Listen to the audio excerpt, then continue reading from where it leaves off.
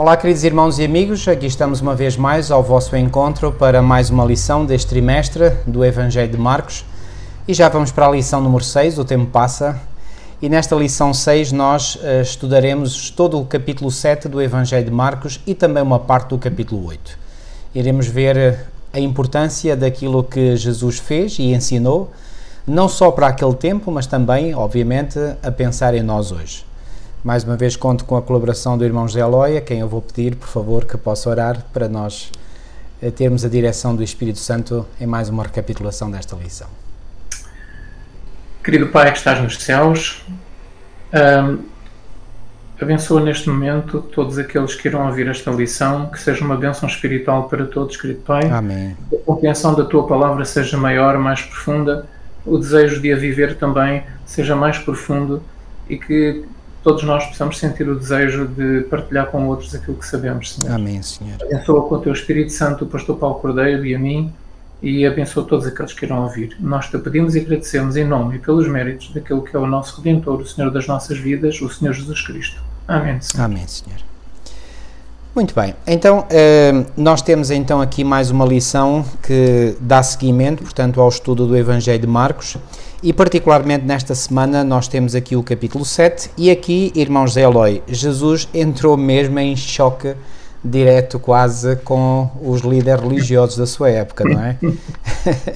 Aqui foi mesmo, Jesus aqui não se fez rogado e criticou, portanto, criticou a sua atitude essa que era também uma hipocrisia da parte desses líderes religiosos, porque eles eram muito rigorosos em relação a leis humanas, mas quanto às leis de Deus parece que não se importavam de as varrer um pouco para debaixo do tapete. Bom, estou a falar por palavras minhas, obviamente.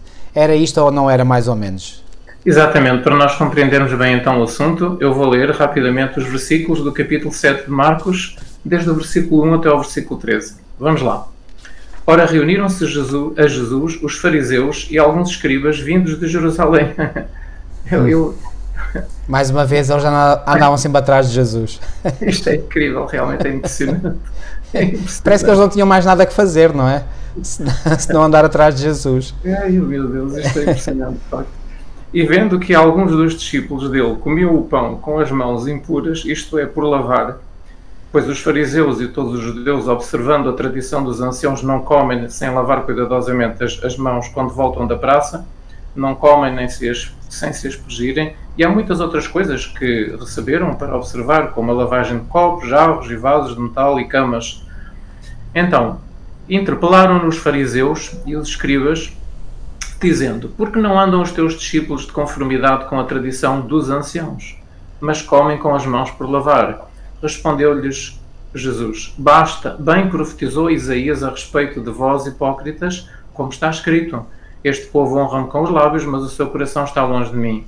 E em vão me adoram, ensinando doutrinas que são preceitos de homens. Negligenciando o mandamento de Deus, guardais a tradição dos homens. E disse-lhes ainda: jeitosamente rejeitais o preceito de Deus para guardardes a vossa própria tradição. Pois Moisés disse: honra o teu pai e a tua mãe, e quem maldisser o seu pai ou a sua mãe seja punido de morte. Vós, porém, dizeis: se um homem disser a seu pai ou à sua mãe: aquilo que poderias aproveitar de mim é corbã, isto é, oferta, para o Senhor, então o dispensais de fazer qualquer coisa em favor do seu pai ou da sua mãe, invalidando a palavra de Deus pela vossa própria tradição, que vós mesmos transmitistes, e fazeis muitas outras coisas semelhantes a estas, claro. Pois bem, aqui foi mesmo... Jesus aqui foi mesmo direto ao ponto. Foi. Aqui nós salientamos, o que é que nós notamos nestes versículos que nós acabamos de ler? Nós notamos que realmente no versículo 3, no versículo 5 e no versículo 8 há uma coisa que é mencionada como sendo a tradição, mas não diz que é a tradição de Deus, ou dada por Deus a Moisés para Moisés dar, portanto, ao povo, mas diz que é a tradição dos anciãos, ou seja, tinha sido criada pelos anciãos. Onde é que diz? No versículo 3, diz que é a tradição dos anciãos.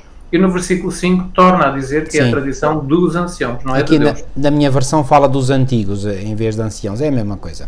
Ok, dos antigos. E o versículo 8 também diz que é a tradição dos homens. Aqui é a mesma coisa, a tradição dos homens. Então temos aqui esta tradição. E no versículo 9 ele diz a vossa tradição, ou seja, não é a tradição de Deus, é a vossa. Pode muito bem o irmão ter acrescentado isso. E no versículo 9 temos mais uma vez esta tradição definida como sendo a vossa tradição. Portanto, e no versículo 7 fala de mandamentos de homens, que também é bem claro. Sim, exatamente. Preceitos de homens. Ou seja, esta tradição eram preceitos de homens e é a vossa própria tradição. Ou seja, não é a tradição de Deus, é a vossa própria tradição. Ou seja, era algo originado na mente humana, não na mente divina. Era algo originado na mente humana e não na mente divina.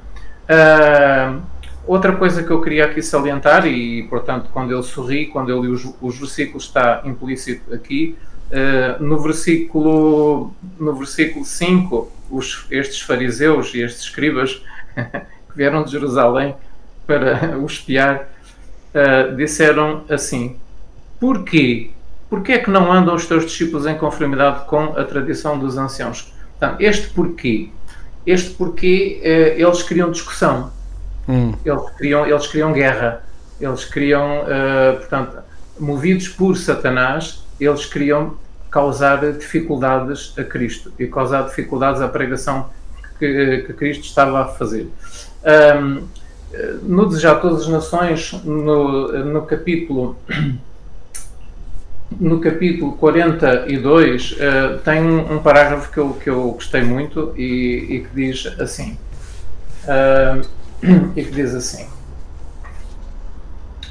sempre que a mensagem da verdade se apresenta às almas com especial poder, que era o caso de Cristo, não é?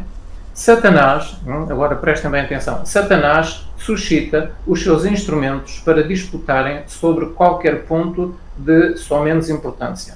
Procura assim desviar a atenção do verdadeiro assunto, sempre que comece uma boa obra, sempre que se comece uma boa obra, há sofistas prontos a suscitar discussões sobre formas e minúcias de técnica para desviar as mentes das realidades vivas, não é? Então, nós temos aqui que a indicação, Ellen White dá a entender que Satanás está por detrás destas discussões. Então, porquê? Então, o que Satanás queria era introduzir ali uma polémica, uma guerrazinha, não é? Para que Cristo ficasse mal, porque aquilo era uma tradição, toda a gente fazia aquilo e só os discípulos de Cristo e Cristo é que não faziam, então para ver se lhe causavam dificuldade, para ele ficar mal diante do povo. Então este porquê tem muito que se lhe diga. E outro ponto importante que nós encontramos aqui nesta explicação, nestes versículos do Evangelho de Marcos, é também aquilo que Jesus contrasta esta tradição com algo que é realmente de origem divina, que é dito com 3 nomes diferentes, não é? Jesus usa 3 nomes diferentes para dizer aquilo que realmente é importante e aquilo que não é importante. Então, no versículo 8, por exemplo, Jesus menciona os mandamentos de Deus. No versículo 9, Jesus menciona o preceito de Deus, pelo menos aqui na minha tradução. E no versículo 13, Jesus menciona a palavra de Deus. Então, esta tradição dos homens, dos anciãos, a vossa própria tradição, estava em conflito com o quê? Com os mandamentos de Deus, com o preceito de Deus e com a palavra de Deus. Certo.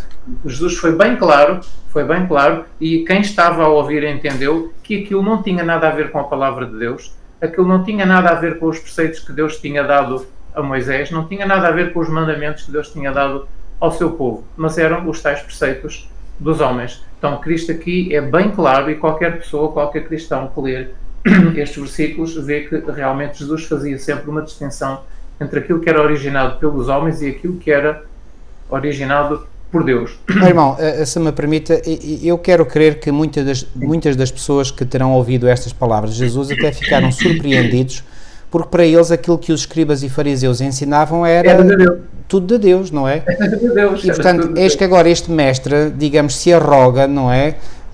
O direito de dizer que aquilo que eles estavam a ensinar não era de Deus. Quer dizer, muitas das pessoas ficaram, algumas surpreendidas, outras admiradas, outras até reconhecidas pela coragem de Jesus, não é? Em fazer uma denúncia dessas, não é?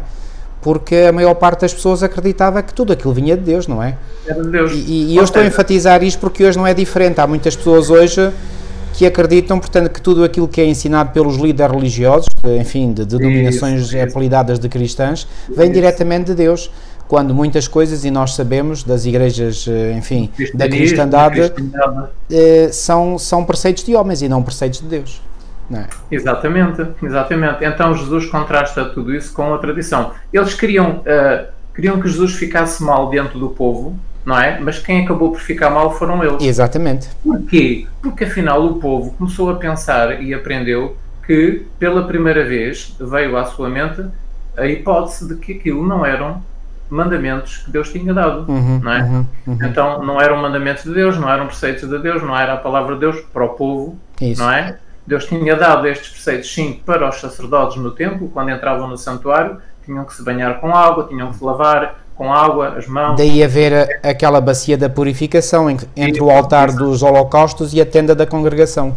Sim, sim, mas estes preceitos não tinham sido dados para o povo em geral no seu dia-a-dia, não é?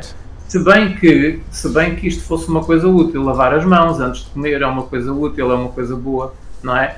Sim, mas eles faziam isto quase com um sentido, quase não, era mesmo com um sentido religioso, que não tinha. Pois, a questão era essa. Eles não faziam isto para se livrarem das bactérias, ou dos vírus, ou dos fungos. Eles faziam isto para se purificarem como forma de purificação espiritual. Isso. Como forma de purificação moral. Não é? E aqui é que está a questão. E isto não fazia efeito nenhum quanto a uma purificação espiritual ou moral. Claro. Não é? E então, o problema é que isto era uma purificação cerimonial. E a purificação cerimonial tinha a ver com o espiritual, com a espiritualidade. E isto não fazia nada na questão espiritual, não é? Então, eles é que acabaram por ficar mal porque o povo ficou a perceber que isto não tinha sido um mandamento de Deus, mas tinha sido um mandamento dos homens. Então, eles acabaram por ficar mal. Pois, realmente, Jesus cita aqui Isaías, não é? Honram-me com as palavras, mas o coração está longe de mim, não é? E realmente era assim que se passava com os fariseus. Mas eles não entendiam, o povo não entendia que isto era o que estava no interior do coração dos fariseus e dos rabis, não é? Dos sacerdotes. Eles não entendiam que se passava isto na mente e no coração. Jesus é que estava agora a expor, Jesus estava a expor aquilo que ia de facto no coração e na mente deles, o que estava por detrás disto tudo, não é? Então, e Jesus dá aqui um exemplo concreto em como as tradições dos anciãos iam contra o mandamento de Deus. O mandamento de Deus não diz honra ao teu pai e à tua mãe, que é aquilo que nós acabamos de ler. O mandamento de Deus aqui no versículo 10, Moisés disse, honra ao teu pai e à tua mãe. Quem disse a Moisés foi Deus, está escrito nas tábuas dos 10 mandamentos, não é? Honra ao teu pai e à tua mãe. E quem maldisser o seu pai ou a sua mãe seja punido de morte. Mas no versículo 11, Jesus menciona um costume, que era chamado o costume do Corban. E a palavra Corban significa oferta. Então, que costume era este que o povo tinha? O costume era que os filhos que não quisessem ajudar os pais enquanto eles fossem vivos, bastava irem ao santuário, ao sacerdote e dizer, olha, o que eu tenho é a oferta para Deus. E o sacerdote imediatamente declarava que aquela pessoa não tinha que gastar o seu dinheiro ou a sua riqueza para ajudar os pais ou para honrar os pais, tomando conta dos pais, não é? E o que é que acontecia? A pessoa dizia, isto é Corban, isto é oferta para Deus. Essa oferta não ia imediatamente para Deus. E aqui é que está o segredo desta tática destes líderes da igreja daquele tempo. A pessoa, quando dizia aos pais, eu não te posso ajudar porque o meu dinheiro eu já o ofereci a Deus, a pessoa, esse filho, né, no exemplo do pai e do filho aqui é dado, o filho ou os filhos poderiam usar essa riqueza ou esse dinheiro enquanto eles eram vivos. Enquanto os filhos eram vivos. Só depois dos filhos morrerem é que a fortuna ia então para o santuário. Não eram usadas com os pais, pertenciam ao templo, mas só quando o filho morresse é que essa fortuna, essa riqueza ia para o santuário. Ou seja, os filhos gozavam com o dinheiro que tinham, viviam como queriam, não ajudavam os pais, não honravam os pais que tivessem necessidade, eles gozavam com o que tinham, que no fundo tinham herdado dos pais, também muitas vezes, e só quando eles morriam é que eles entregavam ao templo, então, a riqueza. Então estão a ver, isto era realmente, isto foi muito bem inventado. Era a hipocrisia no seu mais elevado expoente. Era, portanto, isto é que é o Corban. Portanto, a nota da nossa lição até diz aqui, podia dar algo a Deus, um dom, um Corban, usar isso para si, aqui é que está, usar para si, mas negar o seu uso aos pais necessitados. E há aqui uma explicação muito simples e que abre bem os nossos olhos com respeito a este Corban. Neste mesmo capítulo 42 do Desejar de Todas as Nações, diz assim: ensinavam ao povo que a dedicação da sua propriedade ao templo, dedicavam a sua propriedade ao templo, Corban, era um dever mais sagrado que o do próprio sustento dos pais. E que por maior que fosse a necessidade dos pais, seria de sacrilégio dar ao pai ou à mãe qualquer parte do que fora assim consagrado ao templo, ao santuário. Um filho desobediente, agora aqui é que está, é aqui que Cristo queria tocar. Um filho desobediente só tinha que proferir a palavra Corban acerca dos seus bens, dedicando-os assim a Deus, ou seja, dizia isto e automaticamente estava dedicado a Deus os seus bens, e podê-los ia conservar enquanto vivesse. A pessoa dizia Corban é a oferta, mas a pessoa continuava a usar esses bens, essa riqueza, enquanto vivesse. Ou seja, era uma lei que ia ao encontro do egoísmo humano.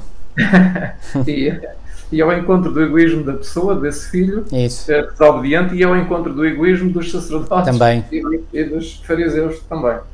Então, dedicando-os assim a Deus, e podê-los ia conservar enquanto vivesse, e pela sua morte ficariam pertencendo ao serviço do templo.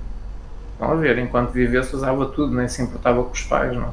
Não, pai, eu já dei tudo à igreja, eu já dei tudo ao templo, eu não posso usar esse dinheiro para ti, mas quem estava a gozar do dinheiro era ele, era o filho, não é? Só depois de morte é aquela coisa. E podê-los ia conservar enquanto vivesse, e pela sua morte ficariam pertencendo ao serviço do templo. Estava assim, tanto em vida como na morte, na liberdade de desonrar e prejudicar os pais, debaixo da capa de pertença devoção a Deus. Isso. Portanto, isto está muito bem explicado num simples parágrafo. Ou seja, se era pecaminoso deixarem de cuidar dos pais, muito mais pecaminoso era fazê-lo sob a capa de adorarem a Deus. Quer dizer, isso é que era mesmo perverso no seu no mais elevado sentido da palavra. É perverso. E esta é a tradição que Jesus menciona aqui. E Jesus ataca-se a esta tradição sem reservas. Ele não tem mãos a medir, nem palavras a medir para atacar isto. Exatamente. Então, e concluindo, Jesus diz no versículo 13 que isto é o quê? Isto é invalidando a palavra de Deus pela vossa própria tradição. Jesus aqui no versículo 13 diz que isto invalidava a palavra de Deus pela tradição dos anciãos. E quando Jesus diz coisas semelhantes a estas. Exatamente, eu ia comentar isso. E quando Jesus diz no final do versículo 13, e muitas coisas fazeis semelhantes a estas, o que é que isto indica? Que isto que Jesus indicou era apenas um exemplo entre muitos outros. Exatamente. Portanto, irmãos, é assim que estavam as coisas no tempo de Cristo, e daí as discussões, estas conversas, não é? É claro, Cristo não podia estar de acordo com isto.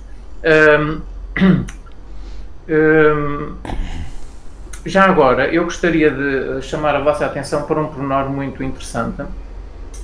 Aqui nos comentários de Ellen White, também desta semana, há aqui um texto que diz assim: desde os mais tenros anos, a criança judia era rodeada pelas exigências dos rabis.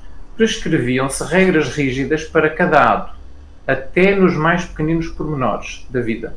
Sob a direção dos mestres das sinagogas, os jovens e as crianças, como já vimos, eram instruídos em inúmeros regulamentos que, como os israelitas ortodoxos, se esperava que observassem. Jesus, porém, não se interessava por estas coisas. E quando Ellen White escreve isto no Desejar de Todas as Nações, na página 65 da edição da publicadora Servir, está-se a referir à vida de Jesus na sua juventude, na sua infância e na sua juventude. Então, Jesus, com a idade, podemos imaginar por esta descrição, que Jesus, com a idade de 12 anos, 13, 14, 15, 16 e por aí, não se interessava por estas coisas, por estes tais pequeninos pormenores e regras rígidas para cada ato da vida. Ele não se interessava por estas coisas. Desde a infância, agiu independentemente das leis dos rabis. Ou seja, esta atitude de Jesus Cristo na sua vida adulta após o batismo já vem também da sua adolescência e da sua juventude antes do seu batismo. Ele já não tinha nada a ver com isto. Portanto, diz aqui que desde a infância agiu independentemente das leis dos rabis. E estudava, sim, as escrituras do Velho Testamento. E as palavras, assim diz o Senhor, estavam sempre nos seus lábios. À medida que o Espírito de Jesus se apercebia das condições do povo, via que as exigências da sociedade e as de Deus estavam em conflito. Os homens estavam a afastar-se cada vez mais da palavra de Deus e a exaltar as teorias da sua própria invenção. Observavam ritos tradicionais que não tinham nenhuma virtude, o culto era uma mera rotina de cerimónias, o tal formalismo, as sagradas verdades que se destinavam a ensinar eram desconhecidas pelos adoradores. Jesus via que nos seus serviços destituídos de fé não encontravam paz, as pessoas, não conheciam a liberdade de espírito que lhes haveria de servirem a Deus em verdade.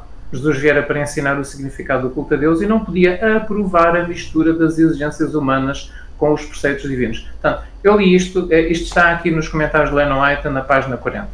Eu li isto para que os irmãos possam ver que esta atitude de Jesus já vinha da sua infância, já vinha da sua adolescência, porque ele entendeu assim, ele entendeu que uma grande parte daquilo que era ensinado às crianças e aos jovens não tinha nada a ver com os preceitos dados por Deus ao seu povo no Antigo Testamento. Então ele não tinha nada a ver com isto. E, agora em adulto, ele expunha o dedo na questão e Jesus aproveitava para dizer que isso tudo estava errado. Muito bem. Então isto já vinha de facto desde a infância. As regras eram de facto inúmeras. Ora, eu já tinha lido aqui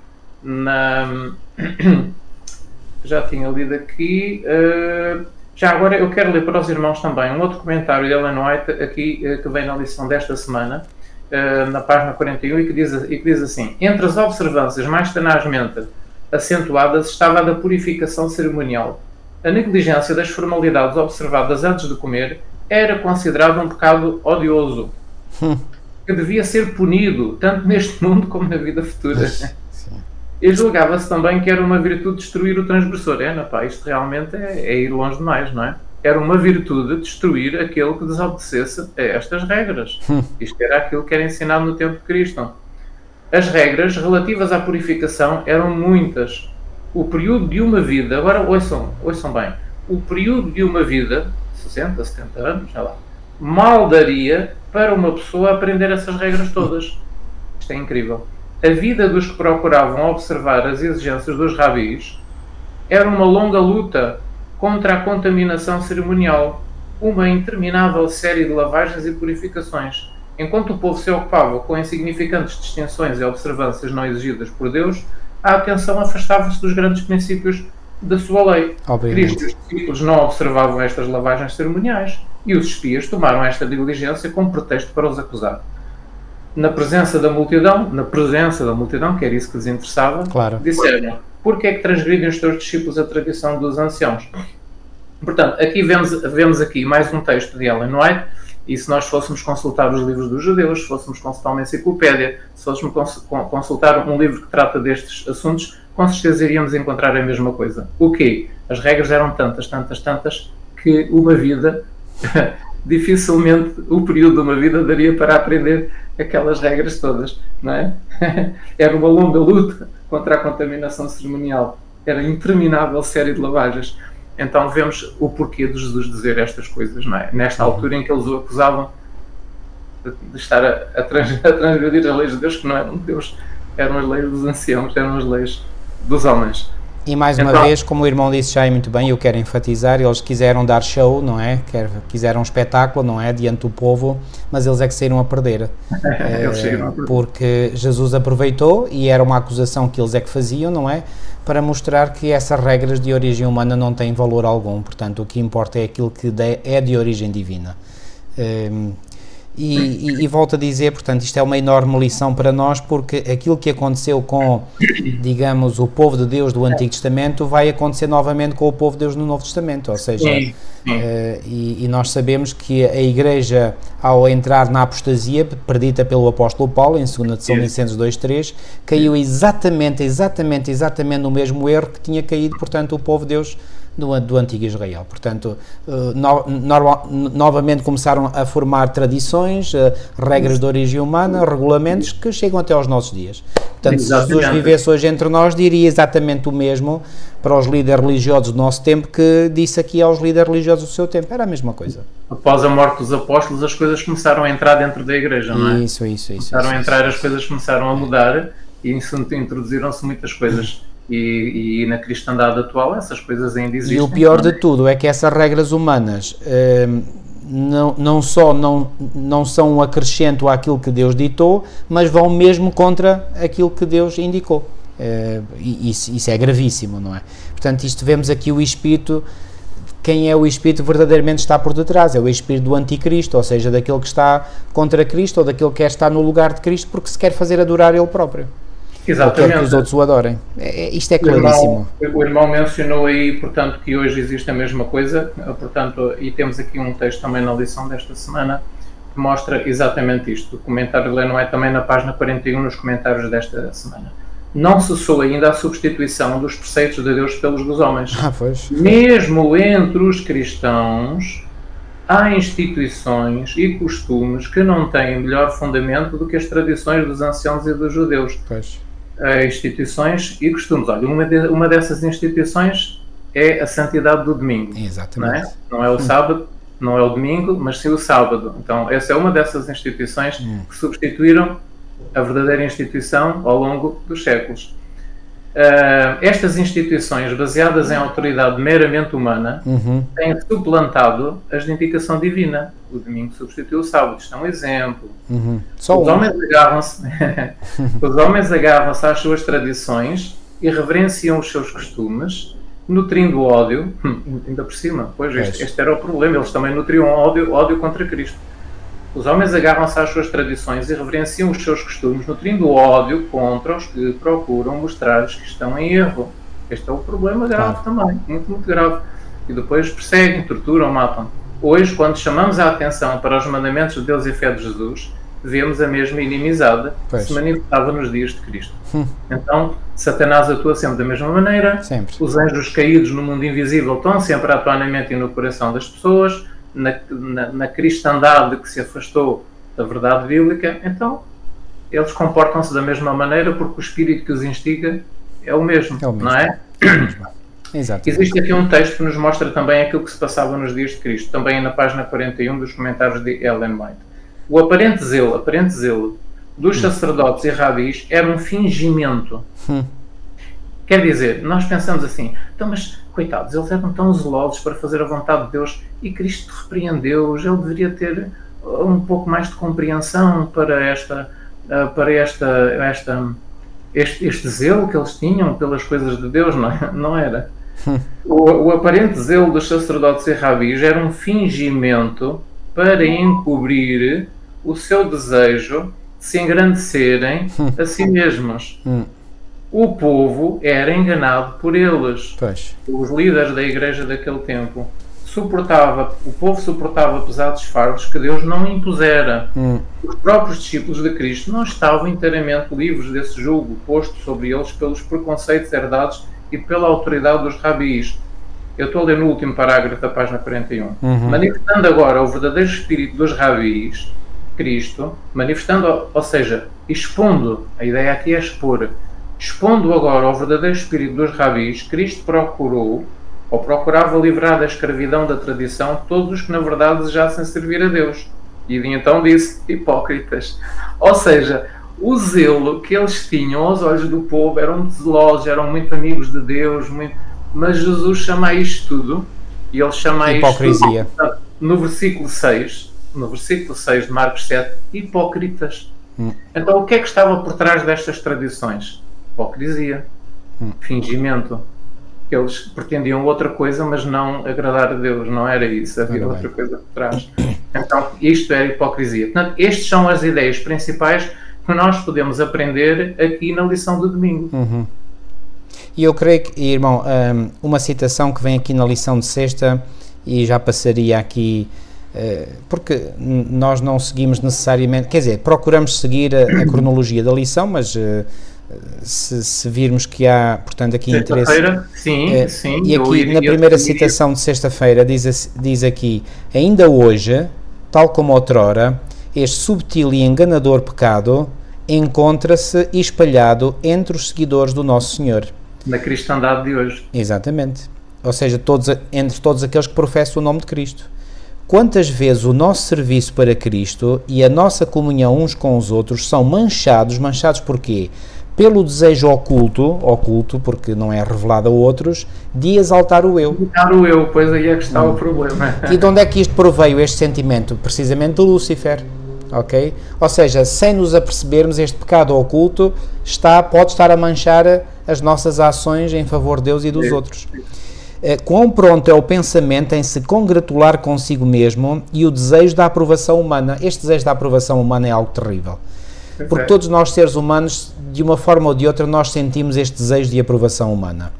E depois ela continua, é o amor do próprio eu, o desejo de um caminho mais fácil do que o que nos é designado por Deus, que leva à substituição dos preceitos divinos por teorias e tradições humanas.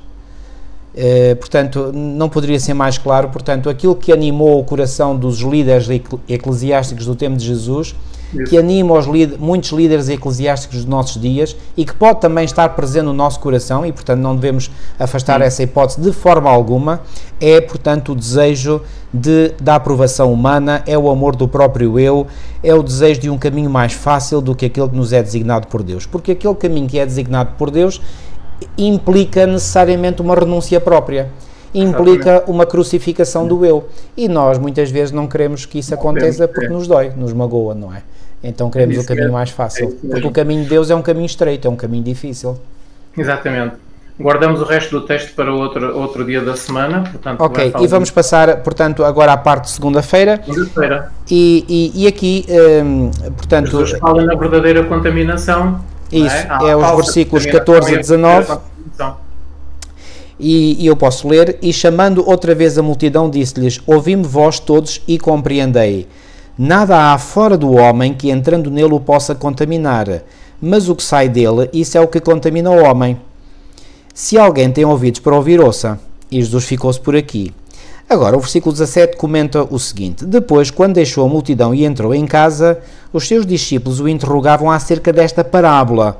Qual parábola? A parábola mencionada no versículo 15, que aqui na lição fala do enigma, não é? Aqui o próprio texto bíblico fala em parábola, portanto, que é o que Jesus disse no versículo 15, que repito, nada há fora do homem que entrando nele o possa contaminar, mas o que sai dele, isso é que contamina o homem. E ele disse-lhes, assim também vós estáis sem entendimento. Reparem, os próprios discípulos de Jesus também lhes aponta o dedo, também eles estavam sem entendimento. Eles foram ensinados assim? Pois, eles frequentavam a sinagoga. Tinham um background religioso que era... Aos sábados eles eram ensinados assim, claro. Desde criança, não é? Foram ensinados assim, agora Cristo tinha que estar a tirar da mente deles e do coração deles todo aquele lixo, toda aquela palha, não é? Mas Jesus aqui, ao fazer esta pergunta, nota-se que há alguma indignação da parte de Jesus, porque é como se Jesus estivesse a dizer, mas vós que já andais comigo há algum tempo ainda não percebeis estas coisas? Já andam comigo há algum tempo e que já deviam de entender muita coisa. Exatamente. E o que ele disse aos apóstolos no passado pode dizer a nós hoje também, não é? Porque nós provavelmente, ou quase certeza, já poderíamos ou deveríamos entender muito mais do que aquilo que entendemos, não é? Atendendo ao tempo em que já somos discípulos de Jesus. E ele disse-lhes, assim também vós estáis sem entendimento, não compreendeis que tudo o que de fora entra no homem não o pode contaminar. Alguns levam isto a um extremo e, portanto, distorcem aqui as palavras de Jesus, dizendo que, portanto, nenhum alimento pode contaminar o ser humano. Será que é isso? Já iremos ver que não.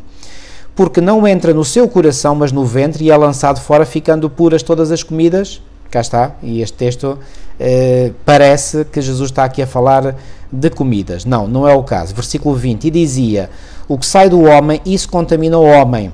E o que sai do homem o quê?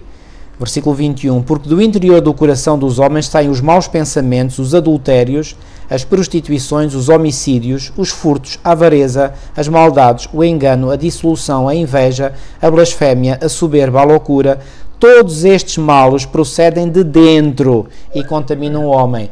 Portanto, o que é que Jesus aqui está a falar? Jesus está a falar de uma contaminação moral por maus pensamentos, por maus sentimentos, não é? Que saem do coração, porquê? Porque o coração é enganoso e desesperadamente corrupto, como já dizia o texto de Jeremias em Jeremias 17:9. E, portanto, a menos que nós recebamos um novo coração, não é? Isso. Tínhamos passado pelo processo da conversão ou do novo nascimento, do nosso coração só sai lixo, só sai porcaria, não é? E é isso é que contamina, não é tantas coisas que se metem, atenção, quando Jesus diz, não é aquilo que sai de fora que entra que contamina, portanto não contamina moralmente, não é?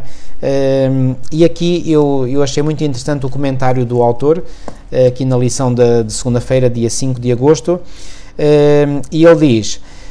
primeiro, seria estranho que Jesus desconsiderasse as instruções mosaicas em Marcos 7, 14 a 19, quando tinha acabado de defender Moisés contra a tradição em Marcos 7, 6 a 13.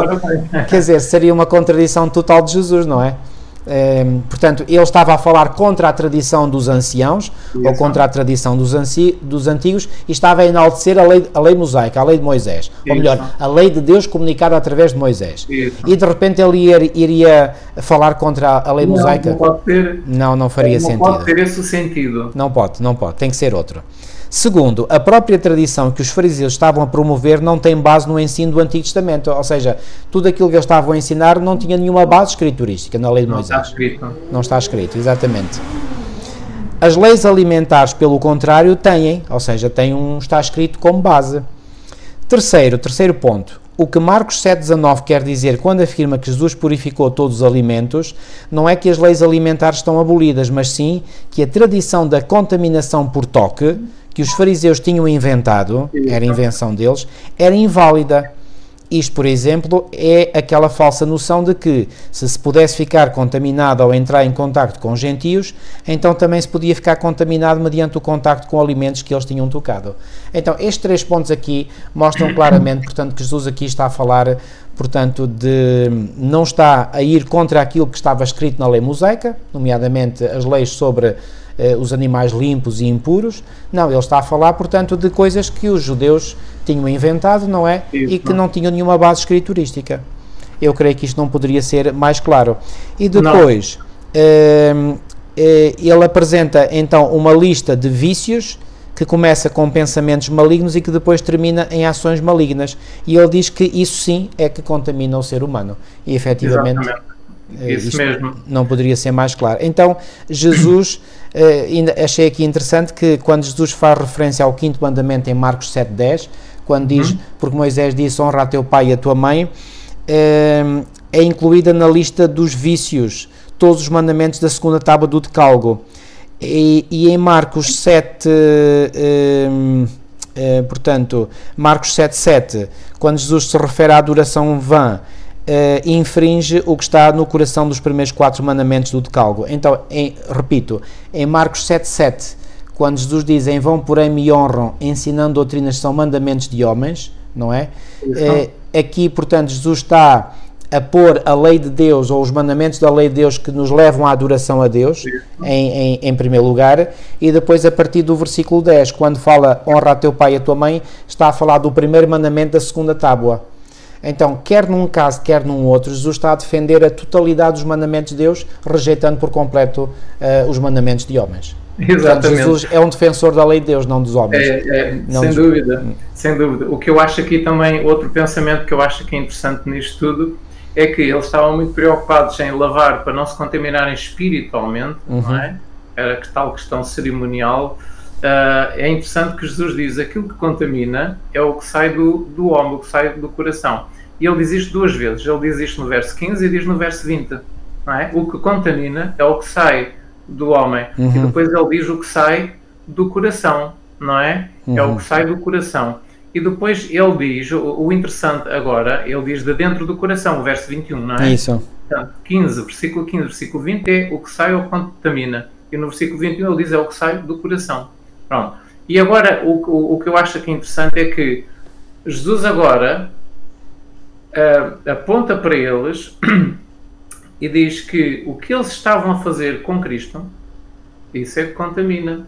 O que é que eles estavam a fazer com Cristo? Pois. Nessas palavras todas que Cristo menciona, está lá os maus desígnios, não é? Aqui no verso 21, ele menciona os maus desígnios, no verso 21, os homicídios. O que é que os rabis e os fariseus estavam a procurar fazer? Matar maus Jesus. Desígnios contra Cristo para o matar. Isso. Homicídio. Ou seja, Cristo estava a dizer, então vocês estão -se a importar é com a lavagem das mãos e não se importam com a verdadeira contaminação, vocês estão a pensar matar-me. Isso. E vocês têm maus desígnios contra mim. E há outra palavra que Cristo menciona no verso 22, que é a malícia. O que é que os fariseus tinham contra Cristo? Malícia. E novamente ele menciona no verso 23 a inveja e a soberba. O que é que eles tinham contra Cristo? Inveja. Os atos deles contra Cristo eram motivados por inveja. E depois tinham aquela soberba também. Eram pessoas muito importantes. Pois. Eram pessoas que sabiam... portanto, ou seja, Cristo menciona então aqui o homicídio, os maus desígnios, a malícia, a inveja e a soberba. Isto é que contamina. E de onde é que isto estava a sair? Do coração deles. Isso. Muito Estavam bem. preocupados com a lavagem e estava a sair toda esta imundícia, todo este lixo do coração deles, não é? E era um lixo bem pior. E em reuniões secretas, Isso. lá nos bastidores, Isso. lá nos conselhos de igreja, estavam a planear silenciá-lo, matá-lo. Não é? Terrível. Isto é que Jesus Cristo mencionou como sendo realmente a verdadeira contaminação. E eles devem ter sentido, ele está a dizer tudo aquilo que nós fazemos em segredo nas nossas reuniões de conselho, não é? Então, isto era assim, este era realmente o problema. Há aqui um texto... Ou seja, Jesus, ele vai mesmo direto ao ponto. Ele não há segredos para Jesus. Jesus desvenda tudo o que vai no coração humano e, portanto, não há qualquer possibilidade de qualquer um de nós fazer teatro diante do Senhor. O Senhor conhece tudo. Não há, é fantástico. Não há a volta a dar mesmo. Ok, aqui, irmão. Não sei se quer... E assim, sim. Não sei se quer ler mais alguma citação. Queria ler aqui um comentário que a Ellen White faz também à lição desta semana e que diz assim: Jesus falava como alguém que tem conhecimento e autoridade. A acusação que ele proferiu contra os judeus condenou o formalismo e a hipocrisia deles. Eu estou a ler isto portanto, na página 43, cá em cima. Pronto, pode ser considerado o primeiro parágrafo ou o segundo, é o primeiro. A acusação que ele proferiu contra os judeus condenou o seu formalismo e a sua hipocrisia. As suas esmagadoras repreensões e acusações de formalismo têm a mesma força hoje, pois, claro, que tinham nos dias dos escribas e fariseus e aplicam-se àqueles que têm aparência de piedade, mas negam o correspondente poder. O Deus da santidade infinita não pode aceitar o serviço exterior como adoração espiritual. O que é que eles queriam? Era a adoração, o serviço exterior. Aqueles que adoram Deus devem adorá-lo em espírito e em verdade. Em espírito quer dizer com o Espírito de Deus em si, na sua mente e no seu coração. E em verdade ou na verdade, portanto, segundo aquilo que está escrito, não segundo coisas que não estão escritas. Ou então o seu serviço é vão. Deve haver realidade nas cerimónias religiosas. As pessoas devem ser verdadeiras. Não deve haver fingimento, hipocrisia. Não deve haver teatro. Ou não passam de pretensões e abominações ocas. Mas apesar de Jesus ter censurado os sacerdotes e os mestres religiosos pelo seu formalismo, pela sua hipocrisia, mesmo assim, quão tolerantes eternas foram as suas lições para os pobres, os oprimidos, os aflitos e os desanimados. Ora aqui, os sacerdotes e principais, os escribas e os fariseus, destruíram as pastagens vivas. O que é as pastagens vivas? É a palavra de Deus pura, tal como ela foi dada na Bíblia. Eles destruíram as pastagens vivas e corromperam as fontes da água da vida. Através dos seus falsos preceitos, confundiram o entendimento e obscureceram aquilo que era claro. Deram uma falsa representação de Deus através da dureza do seu coração, através da impureza e do orgulho e do egoísmo. Portanto, era aquilo que se estava a passar nos dias de Cristo, daí esta estas palavras tão contundentes tão certeiras ao alvo que Jesus, portanto, praticou. Muito aqui. bem. Muito bem. Ok, irmão, vamos avançar então para a lição de terça. E temos aqui, portanto, o encontro de Jesus com uma mulher cananeia. O irmão pode ler, portanto, os versículos 24 a 30 de Marcos 7. Então vamos ler.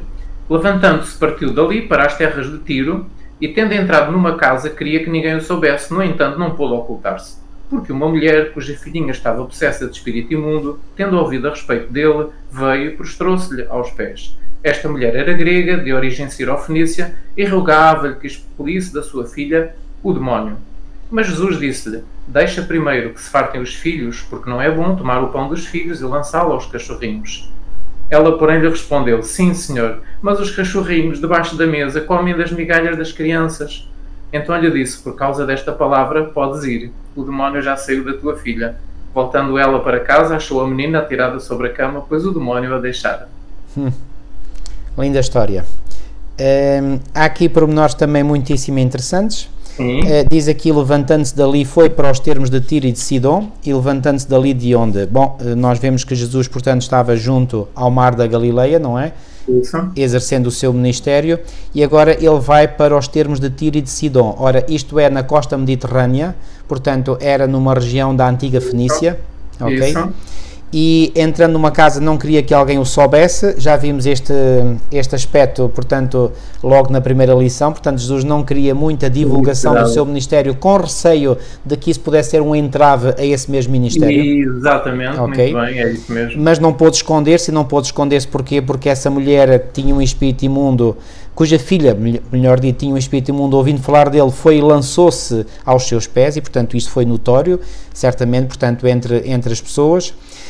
Acho aqui um pormenor interessante. Diz que esta mulher era grega e era cirofenícia de nação, ou seja, tinha a nacionalidade cirofenícia, mas era de origem grega. Isto dá-nos um pequeno vislumbre, e eu faço aqui um pequenino parênteses, não tem nada a ver com a lição e com aquilo que estamos a falar, mas quero abrir este pequenino parênteses porque no mundo do primeiro século era muito parecido em muitas coisas com o mundo de hoje, ou seja, o mundo a quando da primeira vinda de Cristo tem fortes semelhanças com o mundo a quando da segunda vinda de Cristo.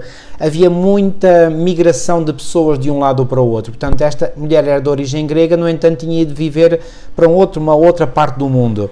Ora, hoje nós vemos também esse processo de migração ocorrer, portanto, pessoas que vêm de África para a Europa, outros vão da Europa para a América, outros vêm da Europa para a Ásia, etc. Há muitas migrações e, portanto, neste tempo já assim era.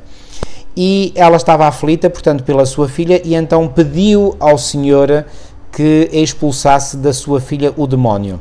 E Jesus dá aqui uma resposta, e eu gostaria que o irmão comentasse esta resposta de Jesus, que parece que Jesus é assim um bocadinho indelicado, ou muito indelicado para com esta senhora.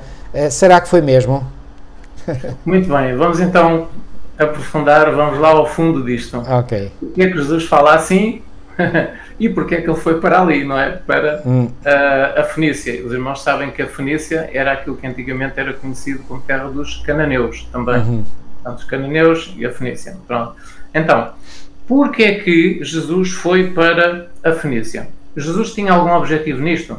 Para já, sabemos que Jesus sentia quando alguém precisava dele e ia, aproximava-se de modo que a pessoa estivesse ao alcance dele, ou ele estivesse ao alcance da pessoa que queria ser curada.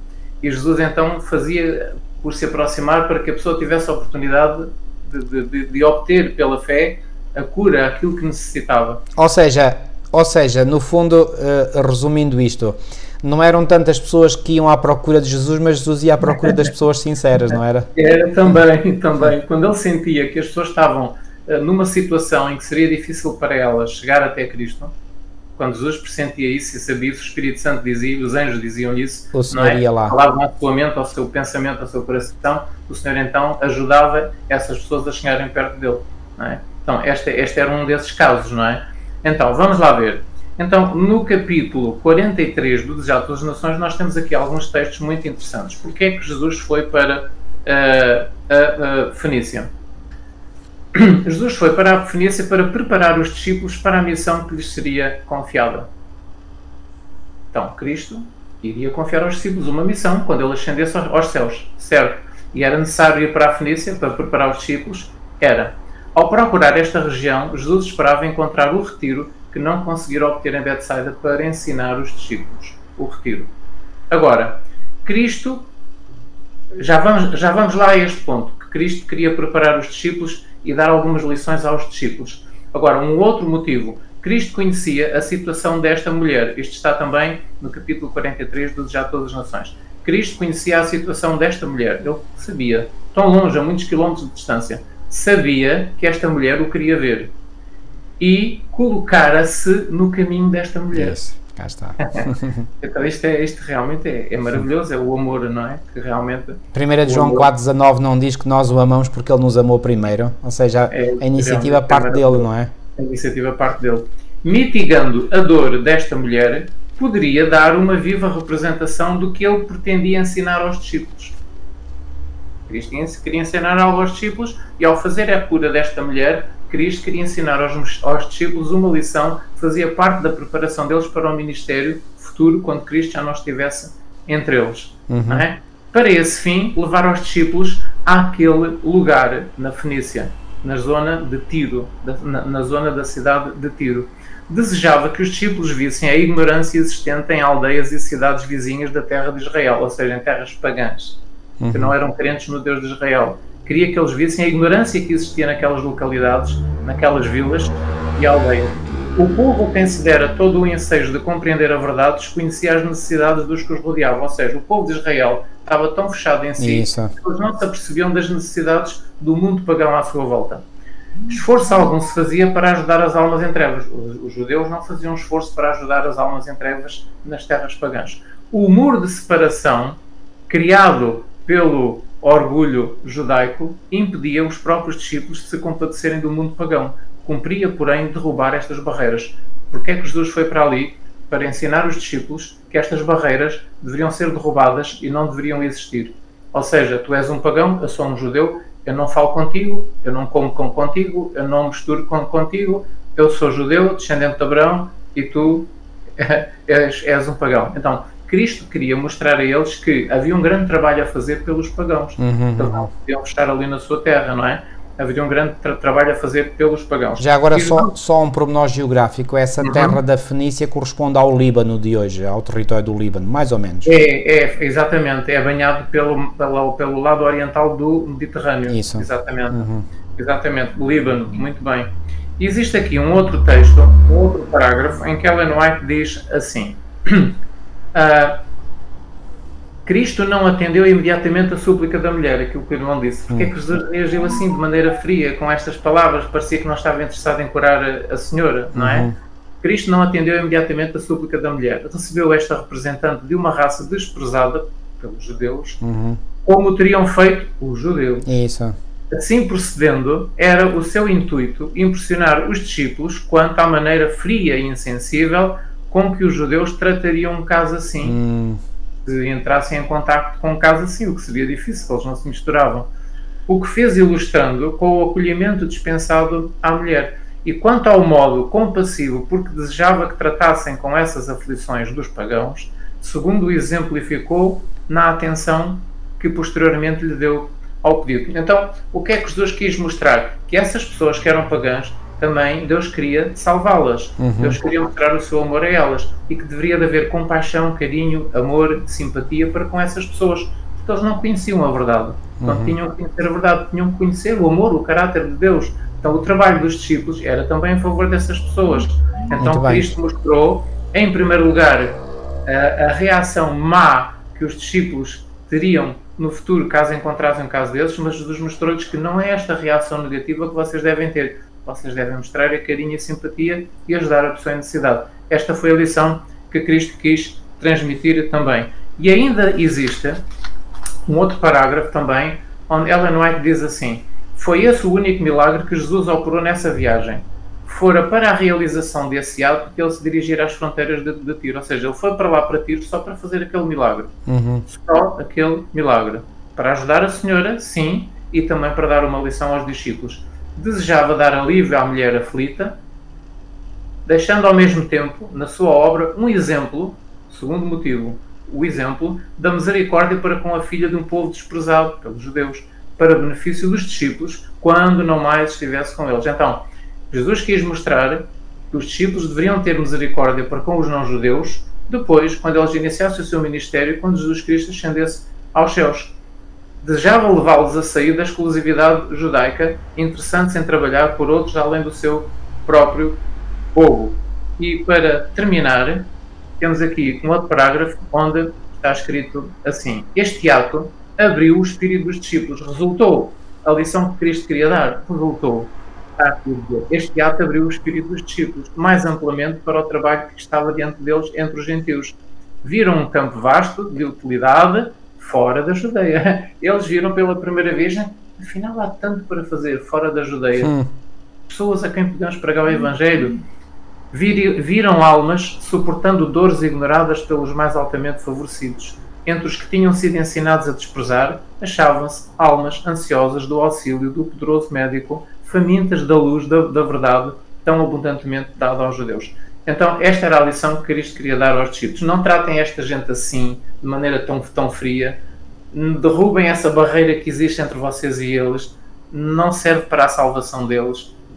Portanto, sejam compassivos, sejam misericordiosos, preguem a verdade também a estas pessoas. Porque para isso eu vim, porque eu sou a luz, não dos judeus só, mas do mundo. E vocês são a luz, não dos judeus apenas, mas do mundo. Vós sois a luz do mundo, não foi isso que Cristo ensinou aos discípulos? Claro.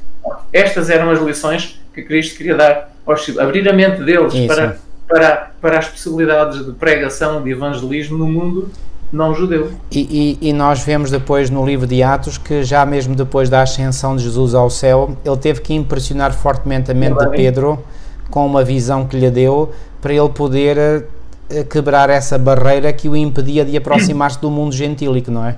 Apesar disto, a barreira tinha tendência em ir lá para o... A barreira ainda lá estava. A barreira ainda lá estava. Agora, o que é bonito aqui nisto, o que eu acho aqui interessante é que no versículo 25 deste capítulo 7, diz que a mulher prostrou-se aos pés de Jesus e rogava-lhe, diz o verso 26. Isto é maravilhoso. Portanto, nós vemos aqui o tipo de fé que esta mulher tinha. Prostrou-se aos seus pés no 25 e rogou-lhe no verso 26. E nós já vimos em lições passadas que o endemoniado gadareno fez o mesmo, Jairo fez o mesmo, a mulher com o fluxo de sangue fez o mesmo. Portanto, todos estes se prostraram diante de Jesus. E volto a enfatizar aquilo que nós já dissemos: Jesus nunca recusou nenhuma destas adorações, o que mostra que Jesus é Deus, não é? Exatamente, que ele é Deus por ser o Filho de Deus, não é? Por claro. natureza é Deus. E no verso 28, eu acho muito interessante esta palavra em que Jesus diz: não é bom tirar o pão dos filhos para dar aos cachorrinhos. Algumas Bíblias dizem os cães, mas a melhor tradução é cachorrinho. E o que era o cachorrinho? O cachorrinho era aquele cão que as pessoas tinham em casa. Pois. É aquele cão que as pessoas têm em casa e é quem dão de comer. Isso. Não é? É quase que faz parte da família, entre aspas, não é? Faz parte da casa, é um cachorrinho. Olha, então, eu tenho cá um cachorrinho em casa. Faz parte da nossa família. É isso. E os donos dão a comida também aos cachorrinhos, não é? Mas Cristo disse: não é bom tirar o pão dos filhos e dar aos cachorrinhos. Mas ela, com aquela fé ainda constante, forte, ela disse: mas também os cachorrinhos comem as migalhas que caem da mesa dos filhos. Isso. Quando estão à mesa, há migalhas que caem para o chão, e nós sabemos que os cães logo imediatamente vão tentar comer as migalhinhas que comem. Então, o que é que a mulher aqui diz? A mulher aqui diz: eu não me importo ser considerado um cachorrinho, mas eu quero que tu me cures. Muito bem. Eu não me importo. Eu quero comer das migalhas da salvação que Deus dá aos judeus. Isso. Eu quero ter as migalhas do Evangelho que Deus dá aos judeus, não é? Então ela e ela já se contentava com uma migalha, porque ela sabia que a migalha era muito. Esta mulher tinha ouvido falar de Jesus. Porquê? Porque naquela região de Tiro, onde ela vivia, viviam também judeus. Eram judeus que viviam fora da nação de Israel. Isso. Não é? Nós sabemos que os judeus estavam espalhados pelo mundo todo. Então havia judeus ali naquela região. E esses judeus dessa região já tinham ouvido falar dos milagres de Jesus na Judeia e Galileia. Então estas histórias dos milagres de Cristo chegou aos ouvidos dela através dos judeus que moravam ali. Pois. Que de vez em quando recebiam notícias. E a fé dela cresceu. Agora, vejam o tipo de fé que esta mulher tinha. Nos comentários de Ellen White para esta semana, há aqui uma descrição em que Ellen White, levada ao passado, tal como os antigos profetas, ela viu, portanto, aquilo que se estava a passar. E aqui na página 43 dos comentários à lição desta semana, tem aqui um texto que diz assim: a mulher sirofenícia, com intensidade crescente, insistia na sua necessidade, inclinando-se aos pés de Cristo e clamando: Senhor, socorre-me. Agora, é interessante aqui como Ellen White descreve com intensidade crescente. Ou seja, a fé dela foi crescendo cada vez mais na presença de Cristo. A intensidade da sua fé foi crescendo. Com a intensidade crescente, ela insistia na sua necessidade, com fé, não é? Inclinando-se aos pés de Cristo e clamando: Senhor, socorre-me. E isso, irmão, desculpe interromper, mas essa fé não teria crescido se ela visse na reação, nas palavras de Jesus, algo negativo contra ela. Aí é que está o pormenor interessante. Ou seja, Jesus, ao contrário do que nós podemos pensar ao ler este texto, não a tratou mal. Se a tivesse tratado mal, então aí sim a fé dela teria arrefecido. Mas em vez de arrefecer, ainda se intensificou mais.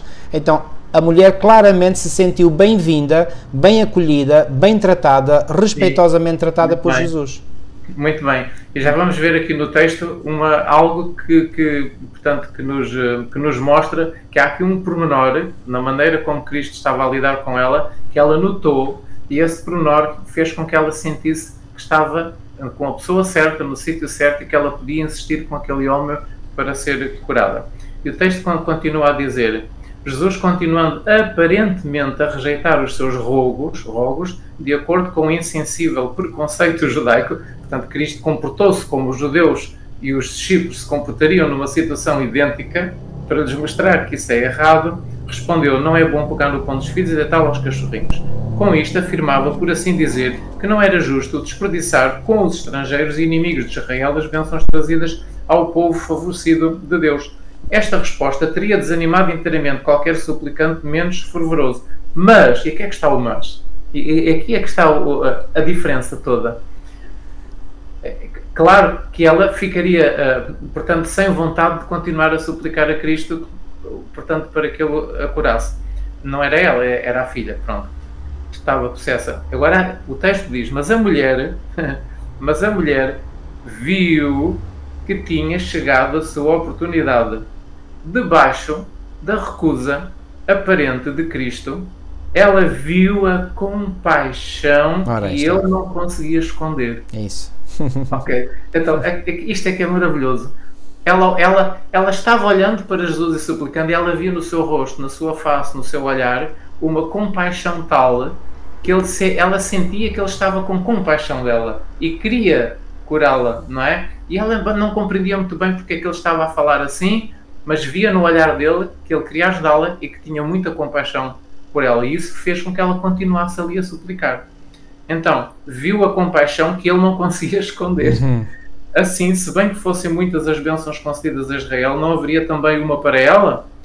Era considerada como um cão, e não tinha ela então o direito de um cão a uma migalha da sua generosidade? Então ela submete-se imediatamente à influência divina de Cristo e tem fé implícita no seu poder para lhe garantir o favor que suplica. Pede as migalhas que caem da mesa do Senhor. Se lhe for dado o privilégio de um cão, está disposta a ser considerada como tal.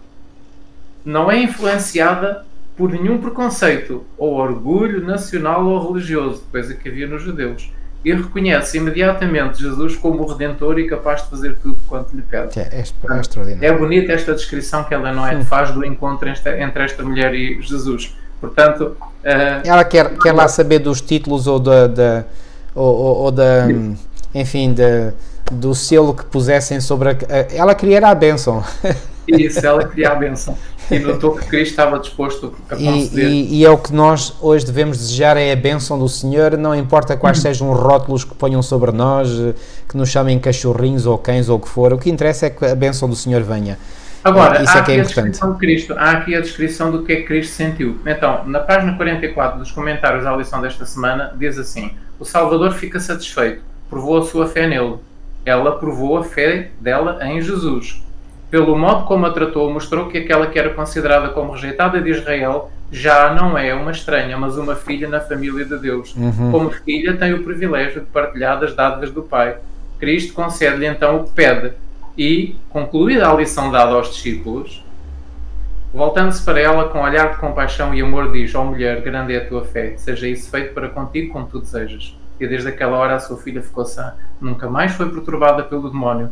A mulher partiu, reconhecendo o seu Salvador e contente com a certeza do deferimento da sua petição. Então, qual foi a lição que Cristo deu aos discípulos? Compaixão e amor, portanto, para com os pagãos. Muito então, bem. Cristo completou a lição. Completada a lição, Jesus vem novamente da Fenícia e vem para terras de Israel, não é? Para terras do povo Muito bem. de Deus. Eu queria apenas salientar aqui, só aqui um pormenor, eu não tinha salientado há pouco, aqui no versículo 19 do capítulo 7 de Marcos, a minha tradução diz: porque não lhe entra no coração, mas no ventre, e sai para lugar escuso, e assim considerou ele puros todos os alimentos. Isto é uma tradução incorreta da tradução revista e atualizada. Isto está errado, e assim considerou ele puros todos os alimentos. E por causa desta tradução, muitos evangélicos e protestantes dizem: estão a ver que Jesus considerou puros todos os alimentos. Não é isso. A tradução, o texto correto, o texto conforme está no grego, eu vou ler: porquanto não lhe entra no coração, mas no ventre, e sai para lugar escuso, purificando todos os alimentos.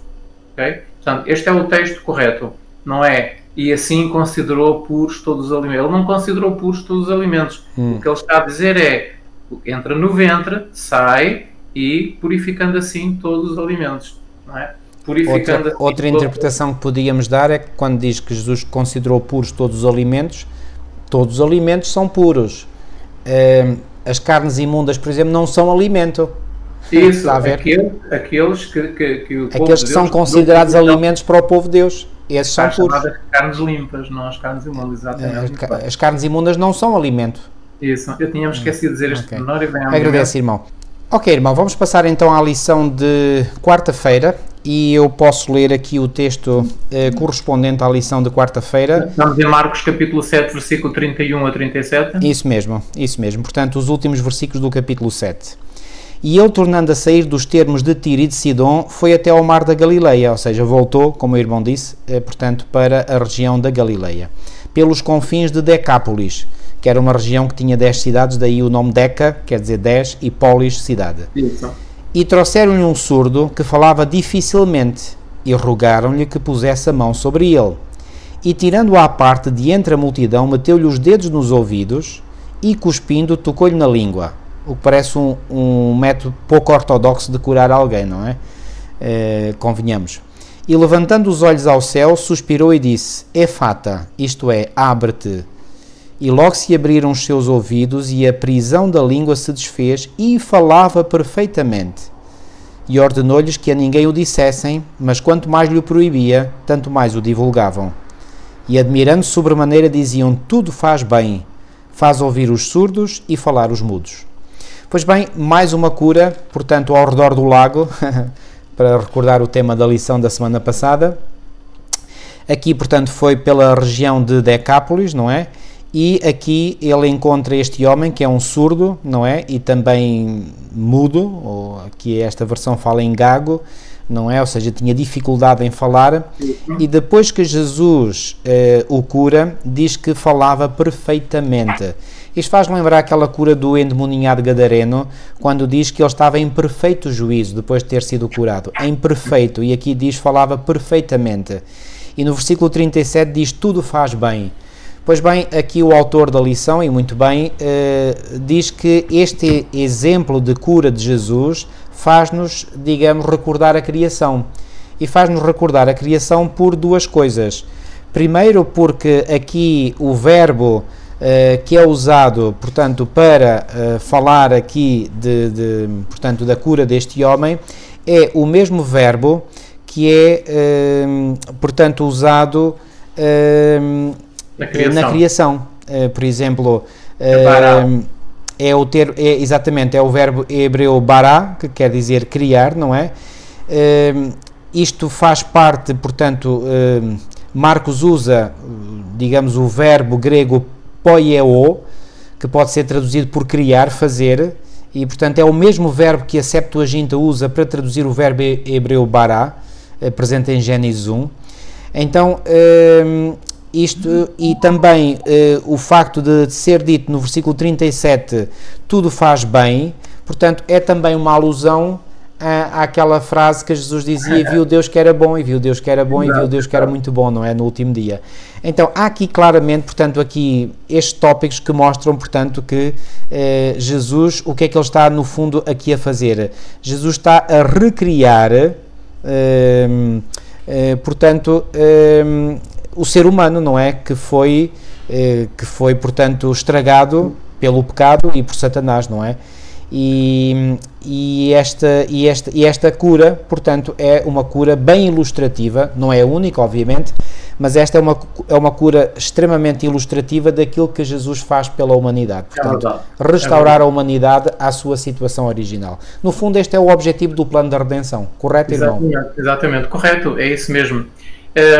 Eu também achei, além disso, outros pormenores aqui interessantes que nós encontramos aqui, por exemplo, no versículo 31. Portanto, isto foi feito aonde? Em Decápolis.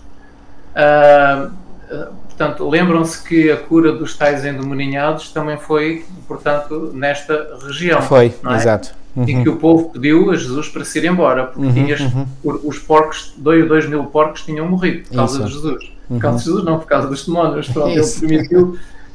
Então eles não queriam nada com Jesus. E agora, vejam como o tempo passou. Os 2 endemoninhados curados ficaram lá a pregar o Evangelho.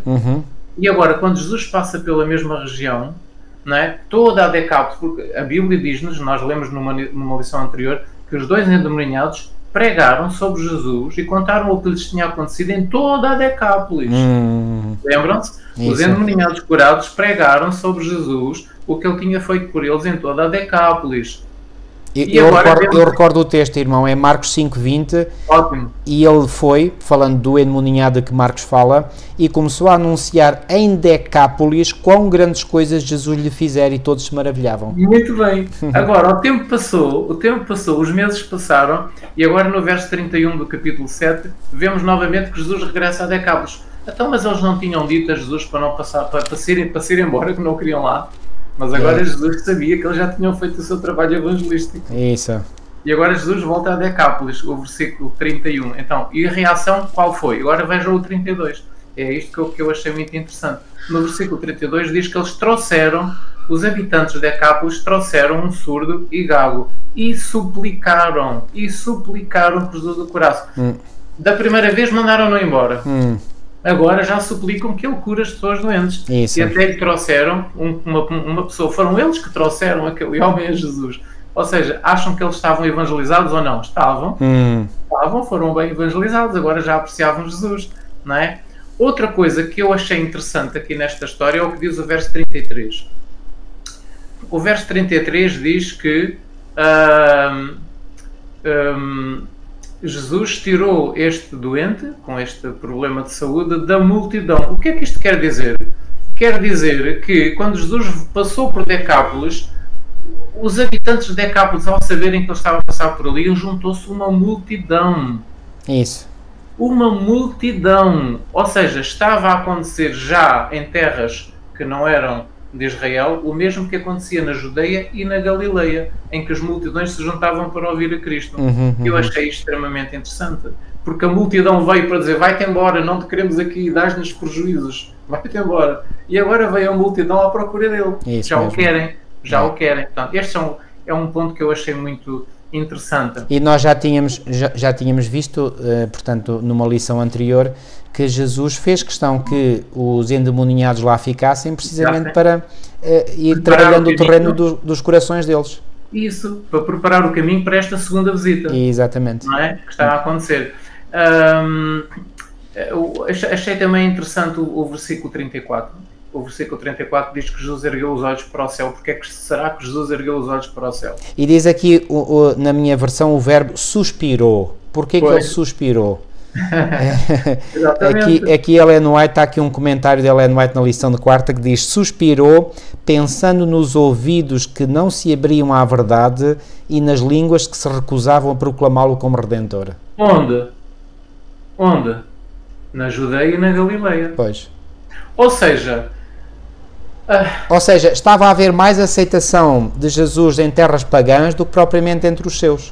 Exatamente. Entre os pagãos eles já estavam a aceitar a verdade, já estavam a procurá-lo. E Jesus Cristo suspirou e pensou assim: oh, quem me dera que os ouvidos que estão lá na Judeia e na Galileia se abrissem à verdade. Oh, quem me dera que as línguas que estão lá na Judeia e na Galileia me proclamassem como Redentor.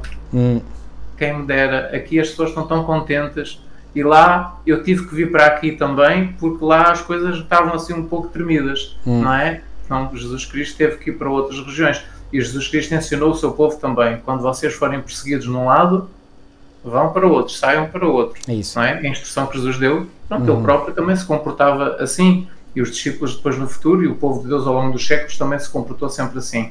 Quando nós não somos desejados num lado, a gente procura outro lado e vai para outro lado. Não vale a pena estar a forçar a nossa presença onde ela não é desejada. É isso mesmo. Então não faz sentido, porque as pessoas enervam-se, nós também não ficamos bem, então, e não vale a pena, não adianta nada, mais vale. Então achei muito interessante de facto isto. Jesus suspirou ao pensar naquilo que poderia ser se mais pessoas o aceitassem e o aceitassem como Redentor e fossem abertos à verdade.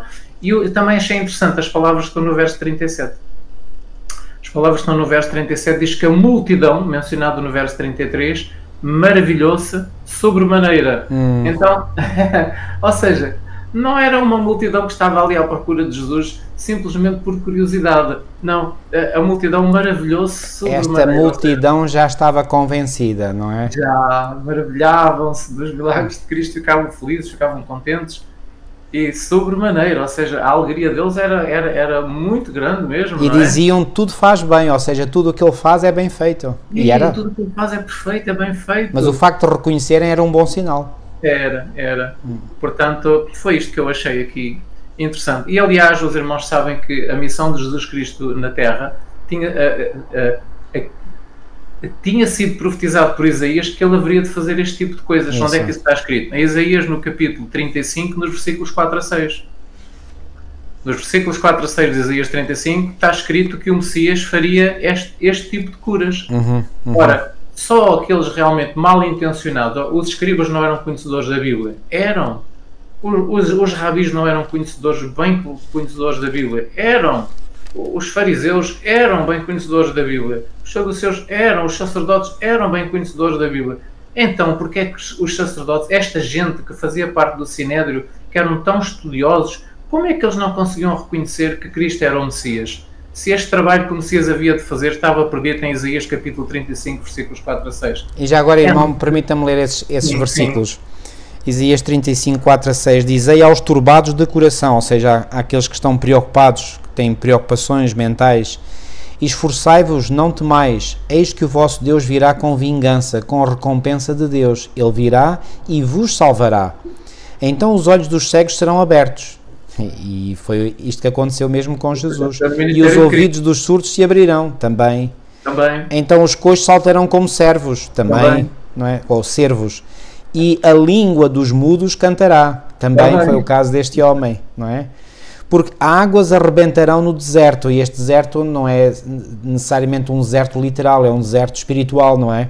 E ribeiros no ermo, e a terra seca se transformará em tanques, e a terra sedenta em mananciais de águas, e nas habitações em que jaziam os chacais haverá erva com canas e juncos. Portanto, isto foi, aliás, o próprio título deste capítulo 35 de Isaías é A Grandeza e Glória do Reino do Messias. Portanto, há aqui realmente menções ao trabalho que Cristo faria. Portanto, é muita maldade da parte dos líderes da igreja daquele tempo, da igreja constituída, não aceitarem aquele homem, Cristo. Não é? É preciso muita maldade para realmente terem feito aquilo que fizeram. E finalmente podemos passar para a lição de quinta-feira. Certo, irmão. E agora aqui é uma lição, é algo muito interessante que me faz sorrir um pouco esta história. E agora passamos, portanto, acabamos a análise de todo o capítulo 7 de Marcos e agora vamos a uma parte do capítulo 8 de Marcos, nomeadamente aos versículos... Vamos ler para já os versículos 11 a 13. 11 a 13 e depois leremos também de 14 ao 21. Portanto, Marcos 8... Capítulo 8, versículos 11 a 13. Marcos 8, 11 a 13. Irmão, eu tinha lido há bocadinho, o irmão pode ler então, e depois eu leio a última parte. E saindo os fariseus, lá estão eles no encalço de Cristo. Outra vez, isto é um refrão aqui no Evangelho de Marcos. Isto é terrível. E começaram a disputar com ele, diz aqui. E puderam-se a discutir com ele e tentando, pediram-lhe um sinal do céu. Jesus, porém, arrancou do íntimo do seu espírito um gemido e disse: Porquê? Porquê que pede esta geração um sinal? Em verdade vos digo que a esta geração não lhe será dado um sinal algum. E deixando-os, tornou a embarcar e foi para o outro lado do lago.